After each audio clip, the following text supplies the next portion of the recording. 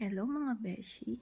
Alam nyo ba na isa sa mga nagustuhan kong katangian ng mga Chinese ay yung pagiging practical nila? Dito sa bundok, hindi kami nagbabayad ng tubig kasi yung tubig namin galing sa bukal. Meron lang silang isang parang ginawa na dam.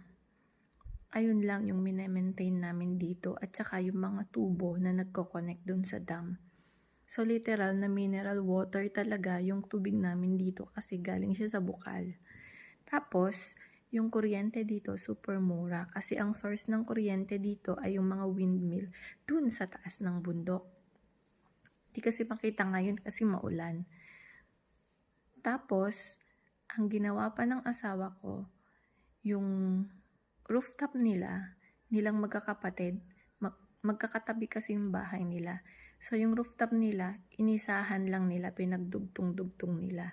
Tapos, yung bubong ng rooftop, puro solar panels. Pero hindi sa kanila ang solar panels, kundi doon sa power company. Pinarentahan nila yung bubong nila para mapaglagyan ng solar panels. So, yung kita dun sa solar panels, yun ang ibinabayad nila sa kuryente.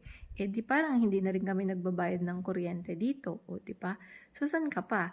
Libre ang tubig, libre ang ilaw, ang kuryente.